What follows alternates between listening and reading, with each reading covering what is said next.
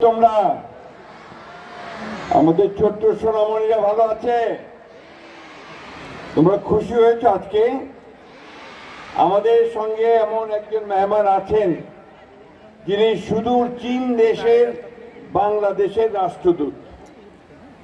তিনি তোমাদের জন্য এই ব্যাগগুলো পাঠিয়েছেন, এটা তার উপহার। তোমরা খুশি হয়েছো?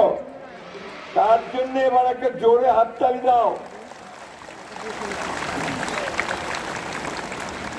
তোমরা চীন দেশের নাম শুনেছ? আমাদের কিছু দূরেই পাশেই ভারতবর্ষের একটা অংশ আছে, তারপরে চীন দেশ, বিরাট দেশ। চীনের প্রাচীনের নাম শুনেছ? অনেকেই শুনেছ, তাই না? পৃথিবীর 7টা আশ্চর্য স্থাপনার মধ্যে সেটা একটা, তাই না? তো আমরা সেই দেশের প্রতিনিধিকে আজকে আমাদের এখানে পেয়েছি। আমরা তার কাছে কৃতজ্ঞ। তিনি আমাদের বাচ্চাদের জন্য, স্কুলের বাচ্চাদের জন্য এই উপহারটি, ব্যাগটি আমাদের দিয়েছেন। তার মধ্যে রঙের পেন্সিল আছে, আরো কি কি আছে আমি ঠিক পুরোটা জানিও না। কিন্তু আমি যখন তাকে এখানে আসার জন্য অনুরোধ করেছি, তিনি রাজি হয়েছেন। আমি সেই জন্য তাকে আমার পক্ষ থেকে, তোমাদের পক্ষ থেকে আন্তরিক ধন্যবাদ জানাই। চীনের রাষ্ট্রদূত আমার একজন নিজস্ব ব্যক্তিগত বন্ধু। তার সঙ্গে আমার সম্পর্ক বেশ কিছুদিন ধরে খুব ঘনিষ্ঠ। আমি ইতিমধ্যে 2বার চীনে গেছি, তারও আগে আমি চীনে কয়েকবার গেছি। কিন্তু চীন প্রতিদিনই বদলায়, প্রতিদিনই তার উন্নত হয়, উন্নত থেকে উন্নততর হচ্ছে। আজকে সারা পৃথিবীতে চীন একটা শক্তিশালী দেশে পরিণত হয়েছে। চীন সবচেয়ে বেশি এখন তাদের জনগণের কল্যাণ করেছে। এখন বিভিন্ন দেশে তারা আমাদেরকে সেইভাবে আমাদেরকেও সমর্থন দিচ্ছে। আমাদের উন্নয়নের ক্ষেত্রে তারা আমাদেরকে সমর্থন দিচ্ছে। আমাদের রাস্তাঘাট, ব্রিজ, কালভার্ট, ইউনিভার্সিটি, এগুলো তারা বানানোর থেকে আমাদেরকে সমর্থন দিচ্ছে। সেই জন্যই আজকে আমি ওনাকে এখানে দাওয়াত করে এনেছি যে উনি আমাদের ঠাকুরাই এলাকার জন্যে ওনাকে দিয়ে আমরা কিছু কাজ করতে চাই। সেই কাজগুলোর মধ্যে হচ্ছে আমাদের এখানে আমরা শিল্প কলকারখানা তৈরি করতে চাই। সেই শিল্প কলকারখানা তৈরি করাতে উনি আমাদেরকে সাহায্য করবেন। উনি কথা দিয়েছেন যে আগামী 2-1 মাসের মধ্যেই তিনি এখানে চীনা প্রতিনিধিদের পাঠাবেন, যারা এই অঞ্চলে শিল্প কারখানা তৈরি করার উদ্যোগ গ্রহণ করবে আমাদের ব্যবসায়ীদের সঙ্গে।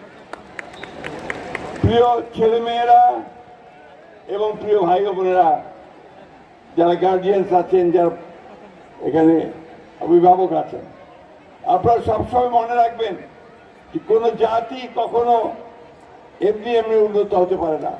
আজকে চীন যে উন্নত হয়েছে, তার নিজের চেষ্টায় উন্নত হয়েছে। তার ছেলে মেয়েদের লেখাপড়া শিখে এবং আরো বেশি করে কাজ করে তার উন্নত হয়েছে। আমাদের বর্তমান প্রধানমন্ত্রীর নাম জানো তোমরা? বলো তো, প্রধানমন্ত্রীর নাম কে?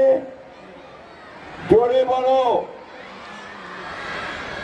তিনিও বলেছেন তিনি শিশুদের সঙ্গে কাজ করতে চান, শিশুদেরকে আরো বেশি লেখাপড়া শেখাতে চান, তাদেরকে উন্নত করতে চান। এই জন্য তিনি কতগুলো কাজ হাতে নিয়েছেন।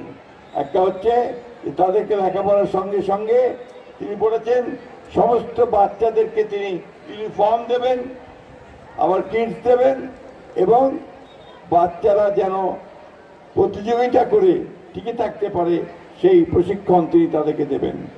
খেলাধুলা, কালচারাল অ্যাক্টিভিটিস সব তিনি করবেন।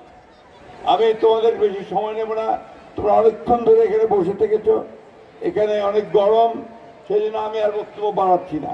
আমি শুধু এইটুকু বলতে চাই আমাদের শিক্ষক শিক্ষিকা যারা আছেন তাদের উদ্দেশ্যে, যে আপনারা আপনাদের স্কুলের বাচ্চাদেরকে সেইভাবে তৈরি করবেন যেন তারা বড় হয়ে দেশের জন্য কাজ করতে পারে, দেশের জন্য তারা সম্পদ হতে পারে, সেইভাবে কাজ করবেন।